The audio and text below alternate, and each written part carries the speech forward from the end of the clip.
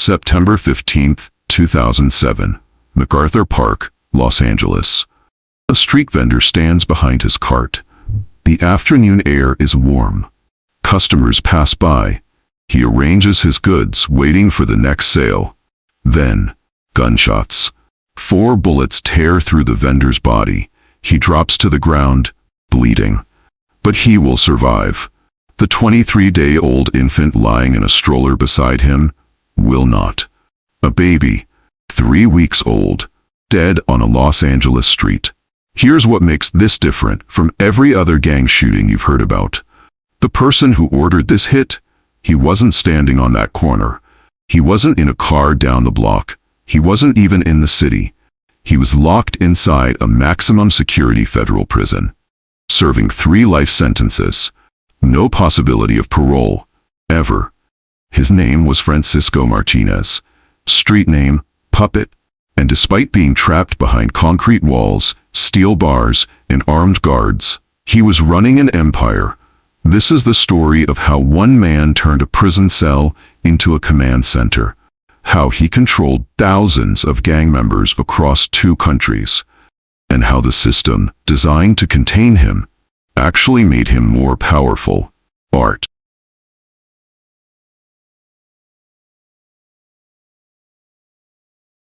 The year was 2002. Francisco Puppet Martinez stood in federal court as the judge read his sentence. Racketeering, murder, conspiracy. 3 life sentences. No parole, no appeals left, no way out. The prosecutors celebrated. The FBI agents who spent years building the case felt relief. They believed they had removed one of the most dangerous men in Los Angeles from the streets. They had no idea what was coming. Because Martinez didn't see prison as the end. He saw it as a promotion. The 18th Street Gang is one of the largest criminal organizations in the Americas. Tens of thousands of members spread across the United States, Mexico, and Central America. And Martinez? He was a shot caller, a leader with direct ties to the Mexican Mafia, the organization that controls every Latino gang in Southern California from behind prison walls. His territory was MacArthur Park and Westlake, dense neighborhoods in Los Angeles where poverty and crime feed off each other, where street vendors pay weekly taxes to stay alive, where drug dealers work under constant surveillance, not from police, but from the gang. Martinez controlled all of it, from a cell. Over the next 20 minutes, we're going to count down the 10 methods he used to maintain power. Each one more calculated than the last. Each one proof that sometimes, the most dangerous place for a criminal is exactly where we think they can't hurt anyone. Before we get into number 10, drop a comment right now and tell me where you're watching from and what time it is for you. I'm reading every single one. Are you in Los Angeles where this happened? Somewhere else in the US? Maybe you're watching from another country entirely. And is it morning for you? Middle of the night? Or somewhere in between? Let me know down below. Let's start with number 10. To understand how Martinez controlled the streets from prison, you need to understand the structure he operated within. At the top of the prison hierarchy sits the Mexican Mafia. Not a street gang, a prison gang. They don't operate on corners or in neighborhoods. They operate from cells, and they control everything. Every Latino street gang in Southern California answers to them. The 18th Street Gang, MS-13, Florencia 13, all of them. If you want to operate, you pay taxes up the chain. If you refuse, you don't operate for long. Martinez wasn't working alone. He had institutional backing. The Mexican Mafia gave him authority. They made him a shot caller, which meant his orders carried weight. When he spoke, people listened. When he demanded payment, people paid. Here's how the money flowed. Street-level dealers and vendors make sales.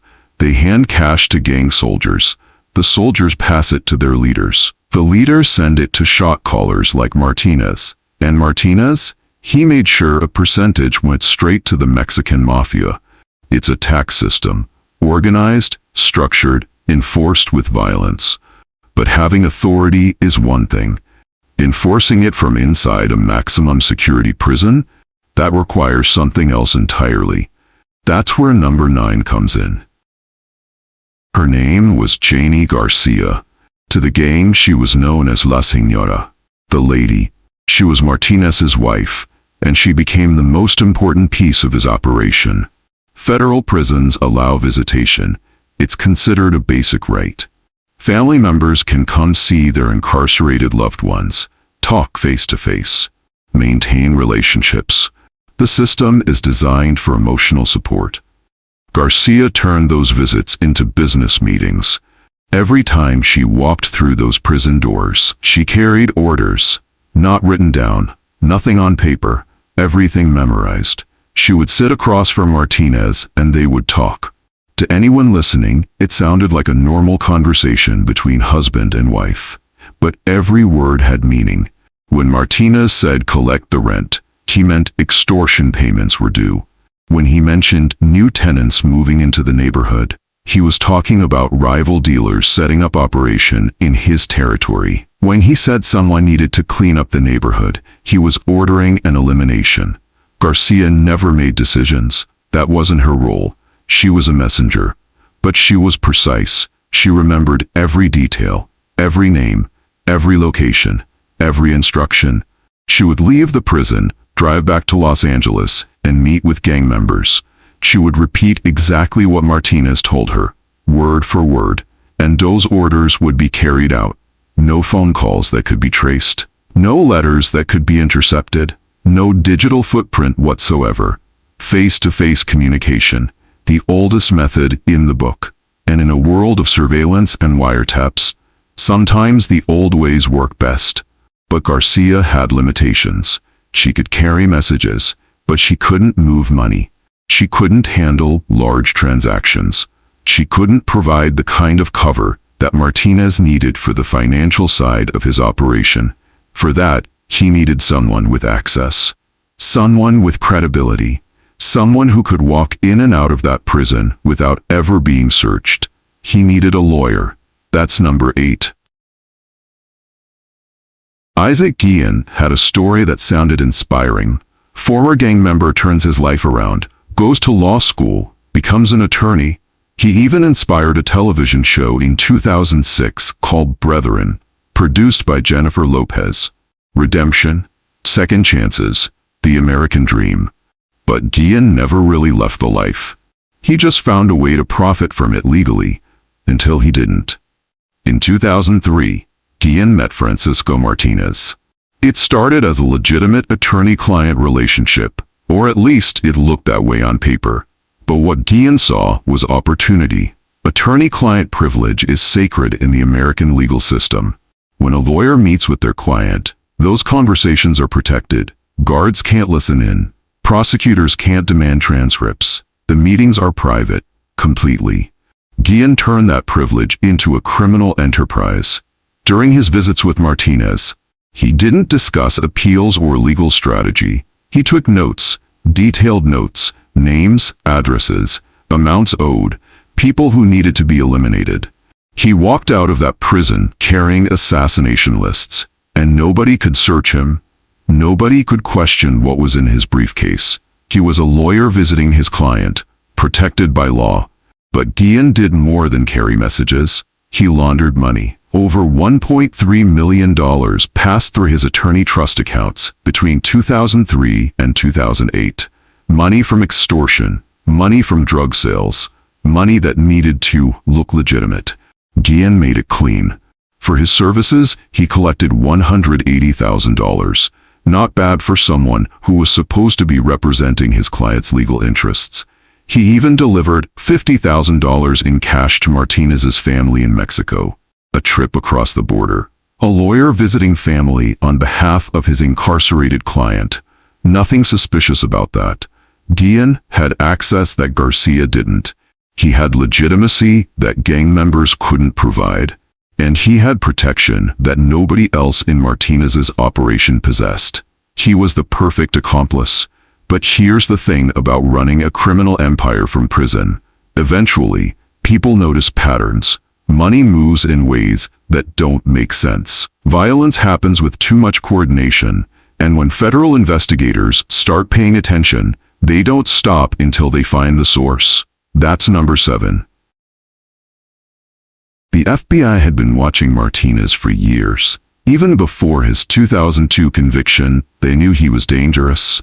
But convicting him didn't end their interest, because the violence didn't stop, the extortion didn't stop, the control didn't stop. So they started looking closer. Wiretaps went up on Garcia's phone.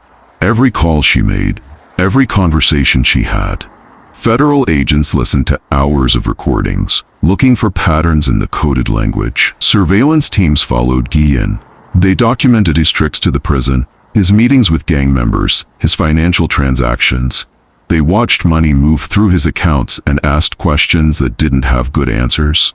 The investigation wasn't fast. These things never are. Agents spent months building a timeline, connecting conversations to actions, matching dates of prison visits with dates of violent incidents on the streets. They found the patterns. When Garcia visited Martinez on a Tuesday, extortion collections increased by Thursday. When Guillen met with Martinez and then drove to Huntington Park, someone got hurt within 48 hours. The evidence was circumstantial at first. Coincidences that happened too often to be coincidence. But as the surveillance continued, the picture became clearer. Martinez was giving orders. Garcia and Guillen were transmitting them. And gang members on the street were executing them with precision. Financial records told part of the story. Weekly deposits into certain accounts, cash movements that lined up with extortion schedules. Guillen's trust accounts receiving payments that had no legitimate source. But the FBI needed more than patterns. They needed direct evidence. They needed someone on the inside who could confirm what they suspected. They needed proof that orders were coming from Martinez himself, and they were about to get it. Because on the streets of MacArthur Park, the system Martinez built was running exactly as designed. That's number 6. MacArthur Park and Westlake. If you've never been there, here's what you need to know. Dense, crowded, poor. Thousands of people trying to make a living in one of the toughest parts of Los Angeles. Street vendors selling food, small shops barely staying open, drug dealers working corners. Everyone competing for the same limited money, and everyone paying taxes to the 18th Street Gang. The system was simple. If you wanted to operate in Martinez's territory, you paid weekly. The amount depended on what you were doing. Small-time vendor selling tacos, $50 a week. Drug dealer moving product, $200, $300, sometimes more. You paid on time, every week, no excuses. The gang members who collected the money were low-level soldiers, young guys, teenagers sometimes, but they had backup, and everyone knew it. The money moved up the chain fast. Soldiers gave it to their direct leaders. Leaders consolidated it and passed it higher. Eventually, it reached Martinez through his network, and Martinez made sure a percentage went to the Mexican Mafia. It was organized, efficient, profitable. But the system only worked if people believed the consequences were real. If someone refused to pay, the response had to be immediate, had to be visible, had to send a message to everyone else watching. Francisco Clemente was a street vendor. He sold goods from a cart in MacArthur Park, and one week he decided he wasn't paying anymore. $50. That's what he refused to hand over. $50. Martinez got the message. A vendor in his territory was refusing to pay. If word spread, others might stop paying too. The entire system could unravel, so Martinez gave an order. Make an example of Clemente. Show everyone what happens when you don't pay. The order traveled from Martinez's cell, through his network, down to the streets, and on September 15, 2007, gang members approached Clemente's cart. What happened next would break even the gang's own rules. That's number 5. September 15, 2007. Late afternoon, Francisco Clemente stood at his vendor cart, same as he did every day. He knew they were coming. He had refused to pay. He knew there would be consequences. Two gang members approached. They didn't say anything. They didn't need to. They opened fire. 4 bullets hit Clemente. His body dropped. Blood spread across the pavement. People screamed, ran, scattered in every direction. Clemente would survive those gunshots. Barely. But he would live. The 23-day-old infant in the stroller next to his cart did not. A baby, 3 weeks old, lying there in the afternoon sun, caught in gunfire meant for someone else, dead. Even in gang culture, there are lines you don't cross. You don't hurt kids. You don't hurt innocent people who have nothing to do with the life. Women, children, elderly people. Off limits. Those rules exist for a reason.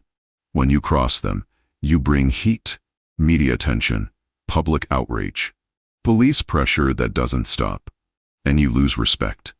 From your own people, from rival gangs, from everyone. The murder of that infant violated everything. The community exploded with anger. News cameras flooded MacArthur Park. Politicians demanded action. Police increased patrols. Federal investigators intensified their focus. But the biggest problem Martinez faced wasn't the police. It was the Mexican Mafia. They had a rule about situations like this. When you cause a problem this big, you fix it, fast, or they fix you. Martinez was already serving life sentences. He couldn't be touched by normal threats. But the Mexican Mafia had reach inside every prison in the system. If they wanted him hurt, he would be hurt. So Martinez had to act.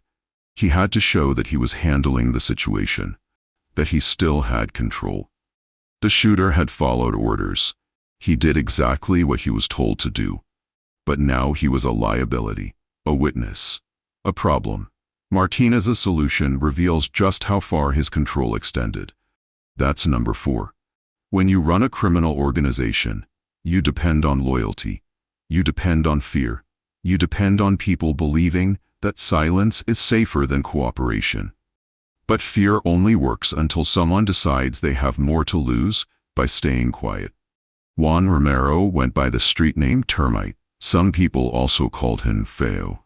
He was connected to Martinez's operation. He knew how things worked. Who gave orders, how money moved, who got hurt and why. And then Martinez ordered him killed. The attempts failed. Romero survived. But surviving an assassination attempt changes your perspective. When the organization you've been loyal to decides you're expendable, cooperation starts looking like a better option. Romero went to the FBI. He wasn't the only one. Other members, facing their own charges, facing their own fears, started talking. Some wanted reduced sentences. Some wanted protection. Some were just tired of living under constant threat. The testimonies started connecting the dots. One informant would describe how Garcia delivered messages from Martinez. Another would confirm that Guillen carried lists and handled money. A third would detail specific incidents where Martinez's orders resulted in violence. The wiretaps and surveillance that the FBI had been collecting suddenly had context. Coded conversations made sense when informants explained what the phrases meant. Financial transactions that looked suspicious were confirmed as money laundering. The evidence was building. Direct links between Martinez's prison visits and street-level crimes. Patterns that couldn't be explained away as coincidence. But testimony from criminals is complicated. Defense attorneys attack credibility. They point out that informants are cutting deals to save themselves, that they have reasons to lie. So the FBI needed more. They needed the financial records. They needed the communication intercepts. They needed everything to line up so perfectly that a jury couldn't ignore it. And they got it. The case against Martinez's network became airtight. Prison orders, street executions, money laundering, extortion, all connected, all documented. Federal prosecutors prepared indictments, not just for Martinez, who was already serving life, but for everyone who helped him maintain control. Garcia, Guillen, multiple gang members, the entire operation. That's number 2. The indictments came down hard and fast. Janie Garcia was arrested at her home in Huntington Park. Conspiracy, racketeering, facilitating criminal enterprise.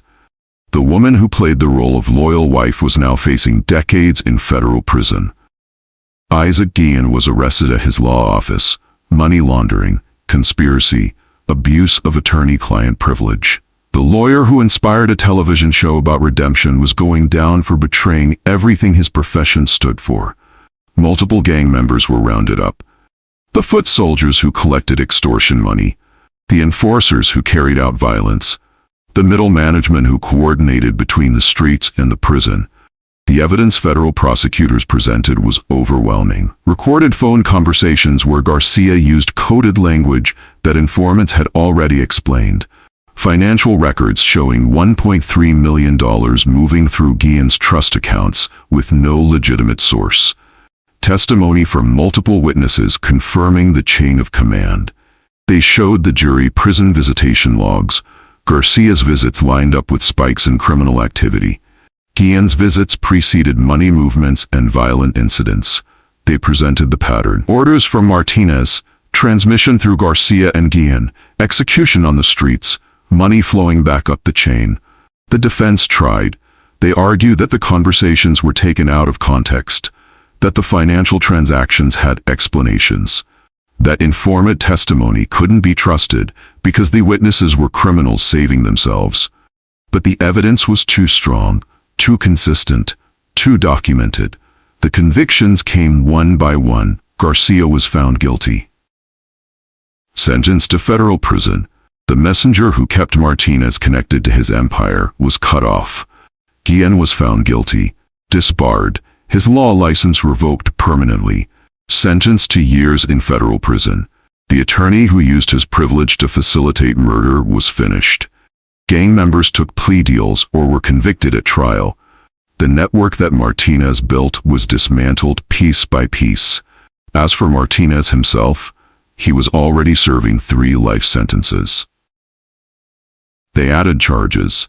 More time on top of time he would never finish serving anyway. The prosecution was successful. The operation was shut down. Justice by most measures was served. But here's what that success actually means, and this is number 1. Francisco Martinez is still in prison. He will die in prison.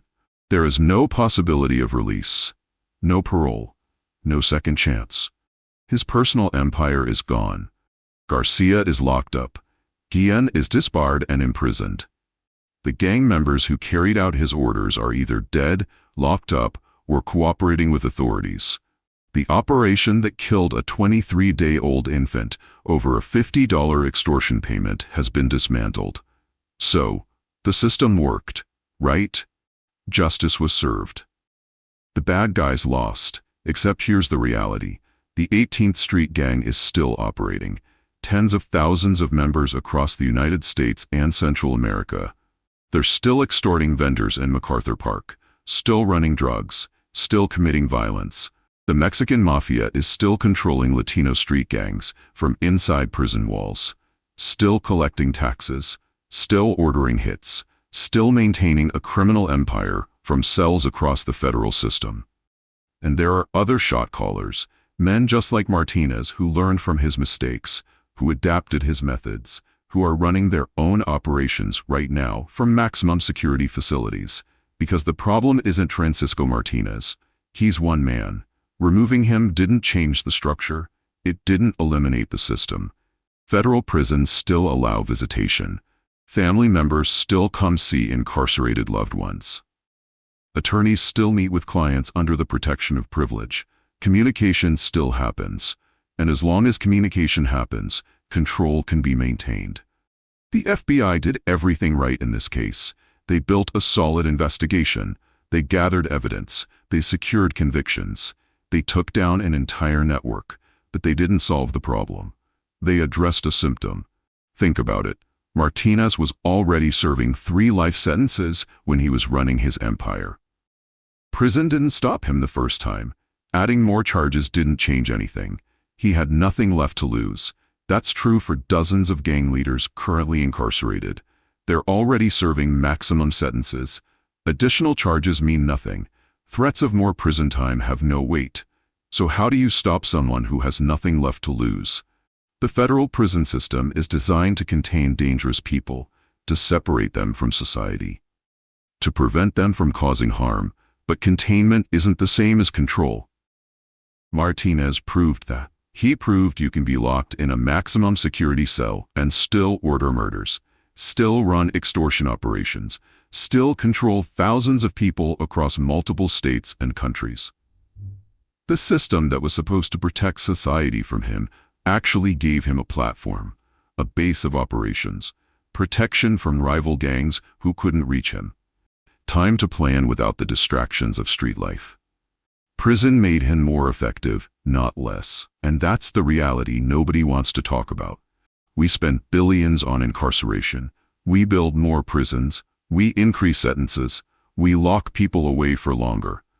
But we don't address the structural issues that allow people like Martinez to thrive behind bars. The infant who died on September 15, 2007, didn't die because of a failed system. That infant died because the system worked exactly as designed. Martinez gave an order. His network carried it out. The extortion system was maintained. Business as usual. Let's go back to where we started. September 15, 2007, MacArthur Park, Los Angeles. A street vendor at his cart. An infant in a stroller. Gunshots. Blood on the pavement. An order given from inside a maximum security federal prison. A life taken on the street. The distance between those two locations? Irrelevant. Francisco Martinez's story isn't special. It's not rare. It's a pattern that repeats itself across the federal prison system every single day. Shot callers sit in cells and run criminal organizations. They use visits, phone calls, and corrupted officials to maintain control. They order violence, coordinate drug shipments, and collect money. And the system that's supposed to stop them? It can't. Not the way it's currently structured. Martinez is still alive, still locked up, still connected to the Mexican Mafia. And if there was a way for him to reassert control tomorrow, he would take it. Because men like him don't stop. They adapt. They find new methods, new messengers, new ways to communicate. The question we should be asking isn't how did Francisco Martinez do this? The question is, why are we letting it continue? The federal prison system costs taxpayers over $7 billion a year. That's billion with a B. And yet, we can't prevent gang leaders from running criminal enterprises from inside the facilities we built specifically to contain them. Something is broken. Fundamentally broken. And until we address that, stories like this will keep happening. Infants will keep dying. Communities will keep suffering. And shot callers will keep running empires from their cells. So here's what I want to know, and leave this in the comments below. What would actually work? If you were designing the system, how would you prevent incarcerated gang leaders from maintaining control? Complete isolation? No communication at all? Something else? Because right now, we're losing. And we need better answers. If this case got under your skin the way it got under mine, hit that subscribe button. Next week, we're covering another case that shows just how far criminal networks reach when we're not paying attention. Thanks for watching. And remember, sometimes the most dangerous place for a criminal is exactly where we think they can't hurt anyone.